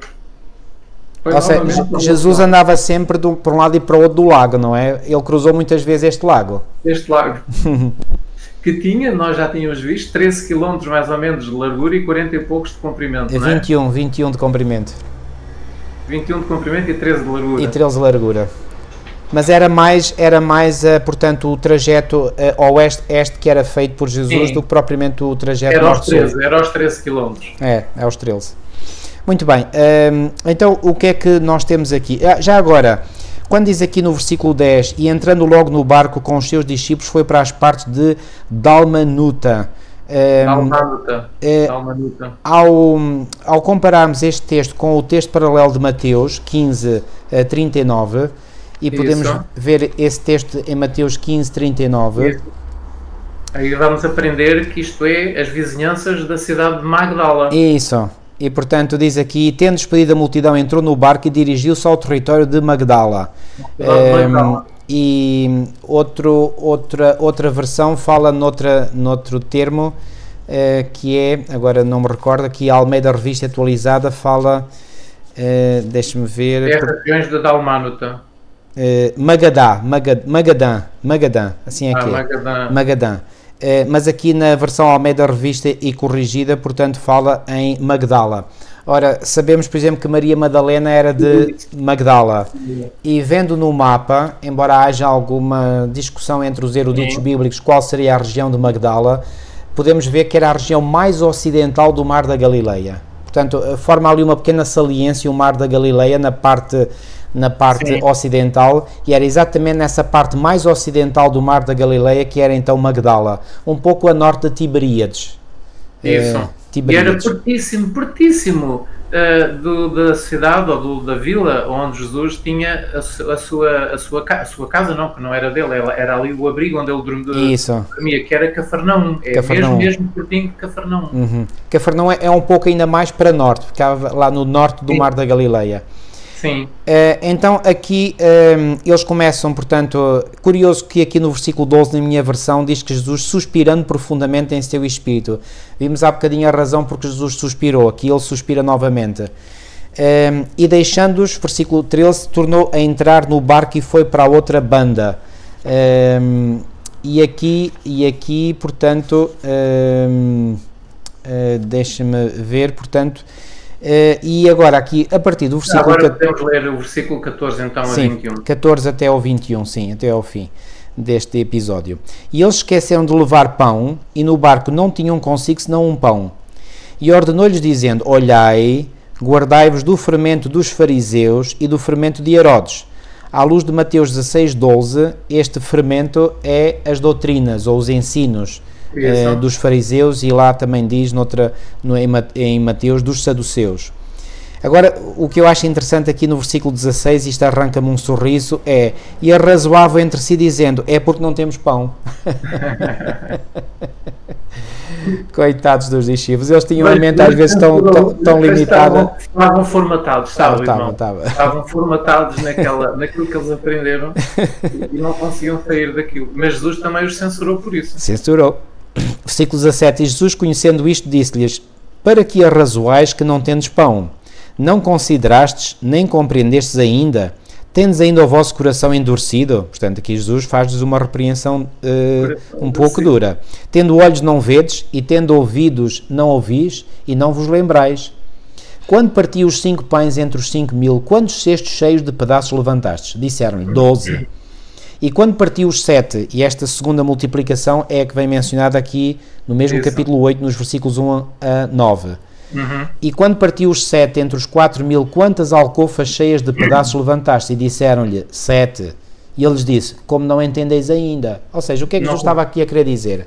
Ó gente pouca fé, eu quero lá saber do pão para alguma coisa, fiquem lá descansados com o pão, aqui não é nada do pão. Vocês não viram que eu já multipliquei pão por 2 vezes? Se fosse o problema do pão, eu multiplicaria novamente. Isso. Portanto, qual é o problema do pão? Deixem lá o pão descansado. Portanto, Jesus não estava preocupado com as coisas materiais, ele estava essencialmente preocupado com as coisas espirituais. E isto faz-nos lembrar, enfim, muitos de nós hoje em dia, que às vezes em vez de nos preocuparmos com as coisas espirituais, andamos aqui preocupados com as coisas materiais, não é? Com o pão, com a sopa, com a casa, com o carro, com sei lá, com tanta porcaria que a gente tem. Eu acho que até tenho coisas a mais e mesmo assim tenho, quase nada do que tenho é meu, ou pouco. Mas as coisas materiais não interessam para o Senhor. O que é importante, o que é relevante são as coisas espirituais. E Jesus sentiu-se melindrado, eu até diria um pouco ofendido com esta insensibilidade dos seus discípulos para as coisas espirituais. Portanto, Jesus estava sempre a dar ênfase nas coisas espirituais, e eles agora aqui só estão preocupados com o pão, como se Jesus não tivesse já feito 2 multiplicações, e portanto devia já ficar bem claro na mente deles que para Jesus não era problema nenhum a falta do pão, não é? Mesmo que houvesse falta de pão, enfim, havia só um pão. Portanto, qual era a preocupação então? Irmão, agora deixa o comentário. Qual era então este mau pão, digamos que a lição de quinta-feira aqui nos fala? Eu já disse que era, portanto, a doutrina dos... Antes disso, irmão, eu queria fazer menção aqui, portanto, do porquê de Jesus Cristo não lhes dar o sinal que eles queriam que Jesus desse como prova de que ele era o Messias. Então, portanto, diz aqui no versículo 11 que eles estavam tentando Jesus, pedindo-lhe um sinal do céu. Pois, é que esse sinal não era pedido com boa intenção, portanto havia maldade no coração deles. Eles queriam era encontrar uma forma de, digamos, criar uma armadilha a Jesus. Como diz aqui... Não deu o sinal. Porquê é que Jesus não deu este sinal? Se os irmãos em casa, depois, com calma, lerem o capítulo 44 do Desejar Todas as Nações, há lá um parágrafo onde diz assim. Leia esse parágrafo, irmão. Há lá um parágrafo onde diz assim. Hipócritas, disse Jesus. Portanto, isto é o comentário que ela não faz. Hipócritas, disse Jesus, sabeis diferenciar a face do céu, estudando o céu, podiam por dizer o tempo, e não conheceis os sinais dos tempos? As próprias palavras de Cristo, proferidas com o poder do Espírito Santo, que os convencia do pecado, eram o sinal dado por Deus para a salvação deles. Agora aqui começamos a ver porque é que Jesus não lhes deu sinal. Porque Jesus tinha estado a dar sinais há muito tempo que Jesus lhes estava a dar sinais. Tinha acabado de dar o sinal. Tinha acabado mesmo de dar. Eles não precisavam de mais nenhum sinal. Eles não precisavam de mais nenhum sinal. Eles tinham tido muitos sinais. Agora ouçam com atenção. Portanto, as palavras de Cristo proferidas com o poder do Espírito Santo, que os convencia do pecado, eram o sinal dado por Deus para a salvação deles. E sinais vindos diretamente do céu foram concedidos para atestar a missão de Cristo. O canto dos anjos para os pastores, a estrela que guiara os magos, a pomba que desceu sobre Cristo no seu batismo, a voz do céu do seu batismo, eram sinais em favor de Jesus. Portanto, eles já tinham tido os sinais há muito tempo. A própria pregação que Jesus Cristo estava fazendo com o poder do Espírito Santo, não é? Que eles sentiam esse poder, mas lutavam contra esse poder do Espírito Santo que os estava a convencer, e ao fazerem isso estavam a endurecer o coração e a cometer o pecado contra o Espírito Santo, e isso eram sinais que eles estavam a recusar, não é? E por isso estavam a cometer o pecado contra o Espírito Santo. E um outro texto aqui também neste capítulo diz assim: cada milagre operado por Cristo foi um sinal da sua divindade. Portanto, eu estou a ler no capítulo, eu não posso dizer o parágrafo, porque isto, pronto, as edições não coincidem, eu estou numa edição mais antiga. Cada milagre operado por Cristo foi um sinal da sua divindade. Estava fazendo a própria obra predita acerca do Messias, mas, para os fariseus, estas obras de misericórdia eram um positivo escândalo. Os guias judeus olhavam com indiferença cruel os sofrimentos humanos. Em muitos casos, o seu egoísmo e opressão tinham causado a dor que Jesus aliviava nas pessoas. Assim, os seus milagres eram um opróbrio para eles. Portanto, cada milagre operado por Cristo foi um sinal da sua divindade. Mais um sinal que eles tinham constantemente, todos os dias eles tinham um sinal da parte de Deus. Outro texto diz assim: O que levava os judeus a rejeitarem a obra do Salvador era a mais alta demonstração do seu caráter divino. O maior significado dos seus milagres manifestava-se no facto de serem feitos para benefício da raça humana. A mais alta prova de que veio de Deus foi revelar a sua vida, o caráter divino. A vida de Cristo revelava o caráter divino. Isso era a mais alta prova em como ele veio de Deus. Ele fez as obras e falou as palavras de Deus. Tal vida é o maior de todos os milagres, ou de todos os sinais. Portanto, eles tinham tido os sinais todos até ali. Porque é que queriam mais um? Ok? Então, temos aqui estes dois textos de Ellen White, portanto, a explicarem este assunto. E ainda há aqui mais um texto, nos comentários à lição desta semana, uma vez que estão aqui, eu vou ler nos comentários desta semana, onde diz assim, na página 46, e diz assim: os discípulos pensavam que o mestre devia ter respondido ao pedido de um sinal dos céus. Os discípulos não concordaram com o facto de Cristo ter dito: não vos será dado nenhum sinal. Acreditavam os discípulos que era plenamente capaz de o fazer, que Jesus era capaz de o fazer, e que um sinal assim reduziria os inimigos ao silêncio. Ou seja, a opinião dos discípulos era: mas porquê é que tu não fazes um sinal? Se eles te pediram, faz. Tu és capaz. E se fizeres do sinal, eles ficam calados, ficam sem palavras. Porquê é que não fizestes? Eles não entendiam. Agora aqui é que está a razão por Cristo não deu o sinal. Primeiro, já vimos, eles tinham tido sinais o tempo todo. Segundo... Só que aqueles sinais não era o que eles queriam outra coisa. Queriam aquilo que viesse a agradar ao coração deles. Há aqui um motivo oculto. Agora aqui, os discípulos não entendiam a hipocrisia destes mal intencionados. Isso. Como o irmão disse, eles eram mal intencionados. E além disso, por detrás de tudo aquilo, não havia aquela sinceridade: dá-nos um sinal para podermos servir a Deus e ter a certeza que és o Messias e fazer a obra de Deus. Não era nada disso. Eles eram hipócritas. Irmão, e já agora, há um texto que não vem aqui mencionado na lição e que está em Lucas 12:1, que diz assim: posto que míriades de pessoas se aglomeraram a ponto de uns aos outros se atropelarem, passou Jesus a dizer, antes de tudo, aos seus discípulos: acautelai-vos do fermento dos fariseus, que é a hipocrisia. Exatamente. Exatamente. Então, Mateus 16:12 fala do fermento. Então entenderam que não lhes dissera que se acautelassem do fermento de pães, mas da doutrina dos fariseus e dos saduceus. E aqui em Lucas 12:1 fala da hipocrisia deles. Então, no fundo, esta doutrina dos fariseus e saduceus encerrava a hipocrisia. Isso, exatamente. É o que nós podemos concluir. Exatamente. E isto era o fermento. E Jesus estava preocupado era com este fermento, não era com os pães. Jesus estava preocupado era com isso. Porquê é que Jesus estava preocupado com isso? Que os discípulos fossem influenciados por este espírito. Por esse espírito, por essa maneira de pensar, por esse raciocínio, e que os discípulos perdessem a fé nele como Messias. Não é? Agora, continuando a ler o texto de Espírito de Profecia, na página 46 diz: não entendiam a hipocrisia destes mal intencionados. Alguns meses mais tarde, Jesus repetiu o mesmo ensino, começou a dizer aos discípulos: acautelai-vos primeiramente do fermento dos fariseus, que é a hipocrisia. Cá está, Lucas 12:1. E o texto continua: o fermento posto na farinha opera imperceptivelmente, mudando toda a massa, segundo a sua natureza. Assim, e agora prestem muita atenção a partir de agora, que vocês estão a ouvir. Assim, se der lugar à hipocrisia, que é o fermento, no coração, ela penetra, a hipocrisia penetra o caráter e a vida da pessoa. Os escribas e os fariseus estavam a insinuar princípios enganadores, que era o fermento, não só a hipocrisia, como princípios enganadores. Disfarçavam a verdadeira tendência das suas doutrinas, fermento, doutrinas.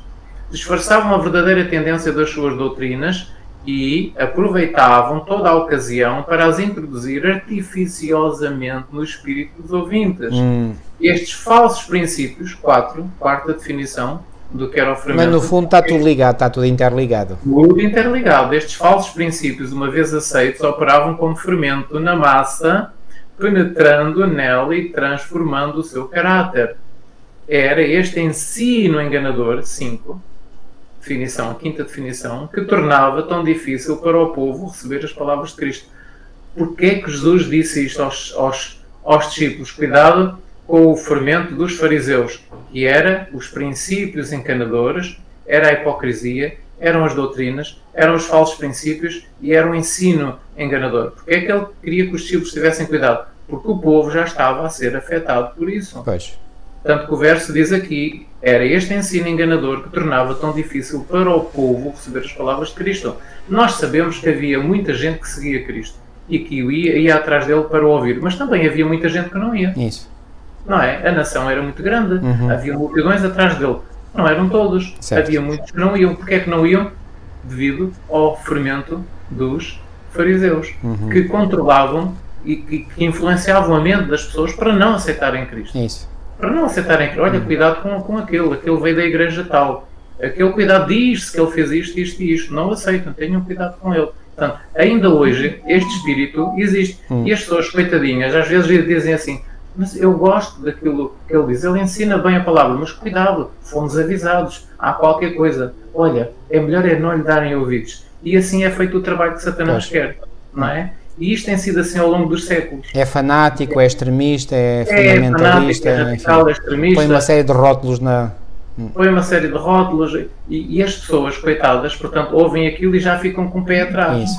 Não é? Então, as coisas que ouvem já não fazem o efeito que devia ter porque as pessoas estão de pé atrás. As pessoas foram envenenadas com esse espírito, com esse fermento, não é? Então, isso ainda existe hoje, infelizmente. E eu gosto também aqui do comentário que o autor faz na lição de quinta, que diz o seguinte: se os ouvidos de alguém estão fechados e os olhos estão cerrados, outro milagre, mesmo um sinal do céu, não o convencerá. Mesmo os milagres não são suficientes para convencer aqueles que estão decididos a não crer. Quando a pessoa toma uma decisão de não crer, haja o que houver, milagres, argumentos lógicos, não chega. Portanto, e Jesus estava, portanto, a alertar, portanto, para este perigo, não é? Portanto, e estes homens não estavam, portanto, a crer em Jesus e, portanto, estavam ali só a tentar armar-lhe ratoeiras à volta. E Jesus percebeu muito bem a intenção deles. Isso, é isso mesmo. Os irmãos que têm o comentário às lições do trimestre, têm aqui na página 45 também um comentário de Dan White acerca do fermento. E diz assim: os que desejavam um sinal da parte de Jesus tinham o coração tão endurecido na incredulidade que não discerniam no caráter de Jesus a semelhança de Deus. Isso. Então, eles queriam um sinal. Então, o sinal estava a ser dado. Jesus tinha o caráter de Deus, tinha a semelhança de Deus.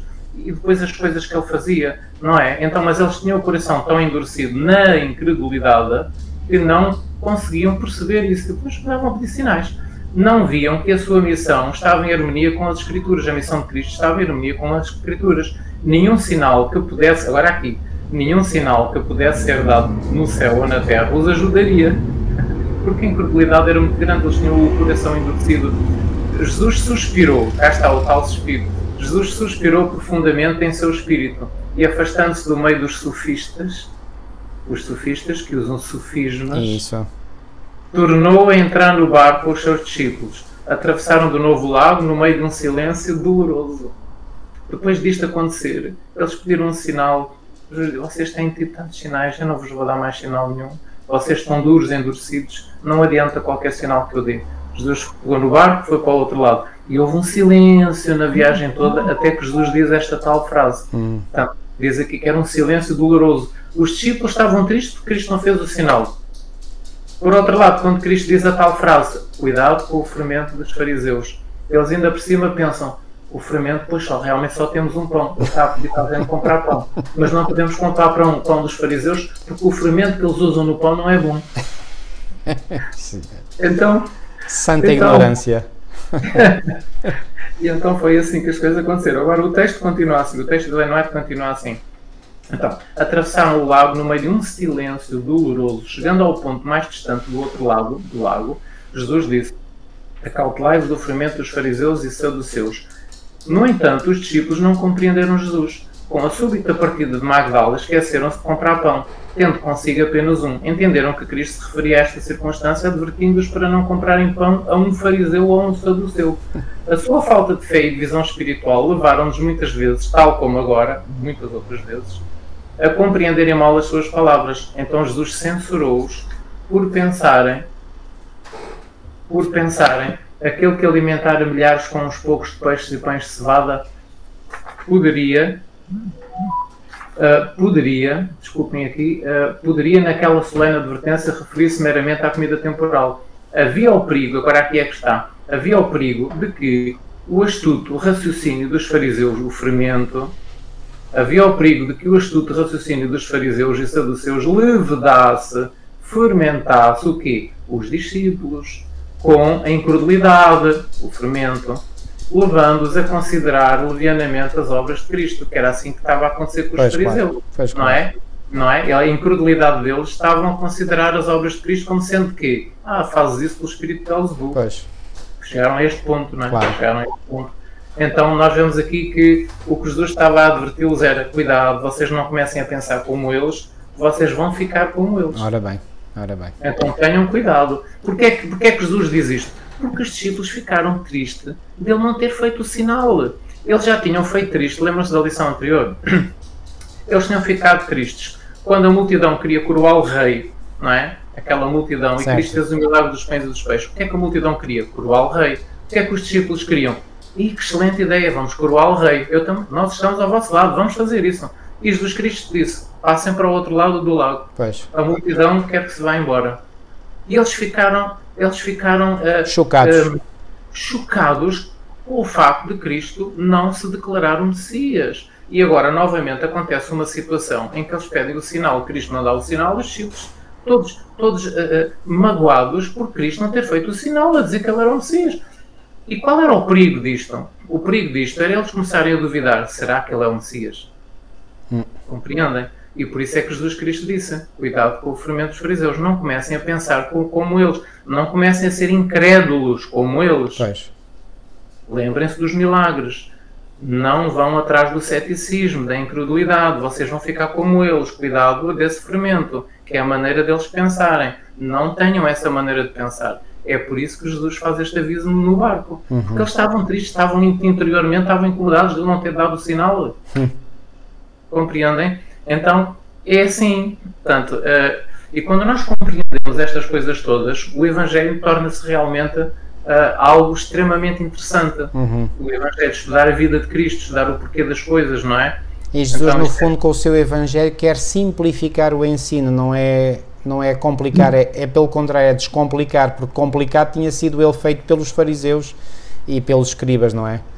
Exatamente. Ok, irmão, não sei se quer... Agora, mais então uma citação. Gostaria que o irmão terminasse o texto que leu de sexta-feira, que ficou só em metade. E depois eu termino com um outro texto curtinho e terminamos assim a lição. Ok.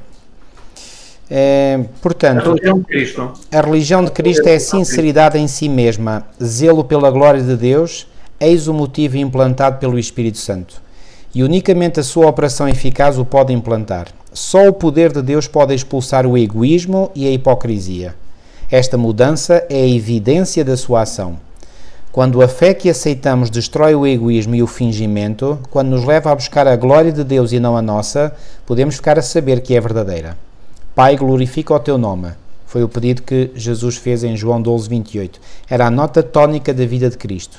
E se o seguirmos, esta será também a nota predominante da nossa vida. Ela manda-nos andar como ele andou, e nisto sabemos que o conhecemos se guardarmos os seus mandamentos. 1 João 2, 6 e 3. Exatamente. E pronto, eu vou terminar com um texto também que se encontra no Já Todas as Nações, no mesmo capítulo, que é o capítulo 44, e que diz assim: a hipocrisia dos fariseus era o produto do egoísmo. Portanto, o fermento também estava o egoísmo aqui à mistura. A glorificação deles próprios, eis o objetivo da sua vida. É isso mesmo. Era isso que os levava a perverter e aplicar mal as Escrituras e os cegava ao desígnio da missão de Cristo. Os próprios discípulos de Cristo achavam-se em risco de alimentar este mal subtil. Os que se haviam contado como seguidores de Jesus, mas não tinham deixado tudo a fim de se tornarem seus discípulos, eram em grande parte influenciados pelos raciocínios dos fariseus. O que é que isto quer dizer? Isto é uma frase em que Ellen White diz que muitos que já tinham seguido a Cristo já não o seguiam. Porquê? Porque tinham sido contaminados pelo fermento dos fariseus, por esta maneira de pensar. Achavam-se muitas vezes vacilantes entre a fé e a incredulidade e não discerniam os tesouros da sabedoria ocultos em Cristo. Assim como o fermento deixado a completar a sua obra produzirá corrupção e ruína, assim o espírito de egoísmo, sendo nutrido, opera a ruína da alma. Portanto, que nós possamos realmente pedir ao Senhor que nos ajude para que estas coisas não aconteçam connosco e possamos fazer a obra do Senhor. Amém. Ok, irmãos, ficamos por aqui hoje. Vamos terminar com uma oração. Nosso querido e amado Pai, obrigado, Senhor, por mais uma vez a Tua palavra ter falado de forma muito clara e direta aos nossos corações. Senhor, obrigado pelo Teu ministério, do qual irradiou torrentes e torrentes de luz espiritual para o nosso mundo. E continua, Senhor, a iluminar o nosso caminho, a nossa mente, e agradecemos, Senhor, pela clareza com que Tu expuseste as verdades aos Teus discípulos de então e a expões a nós hoje. Senhor, que possamos abrir de par em par o nosso coração à influência da Tua verdade, uma verdade que simplifica, uma verdade que, como Tu próprio disseste, o Teu fardo é leve, o que é pesado são os fardos dos homens, que são as leis dos homens, os mandamentos dos homens. Ó Senhor, muito obrigado pela Tua palavra que realmente traz alívio e consolo ao nosso coração. Senhor, te peço encarecidamente que nos possas livrar a cada um de nós que verdadeiramente cremos em Ti e queremos que Tu sejas o Salvador e o Senhor das nossas vidas, que nos livres deste fermento dos fariseus e dos saduceus. Que nos livres, Senhor, desta hipocrisia, que nos livres do nosso egoísmo natural, Senhor, que faz parte do nosso coração natural. Que possas, Senhor, continuar a fazer esta mudança de coração, do coração de pedra para um coração de carne, para que assim, Senhor, nós possamos ser receptivos a tudo aquilo que vem de Ti e possamos rejeitar por completo, como Tu fizeste, tudo aquilo que vem dos homens. Senhor, fica connosco, livra-nos todo o mal, é o que nós te pedimos e pela fé te agradecemos em nome de Jesus. Amém. Amém, Senhor. Sim, irmãos, despedimos uma vez mais. Encontro marcado para a próxima semana. Que o Senhor vos continue a guiar e a abençoar grandemente. Até à próxima lição. O Senhor vos abençoe.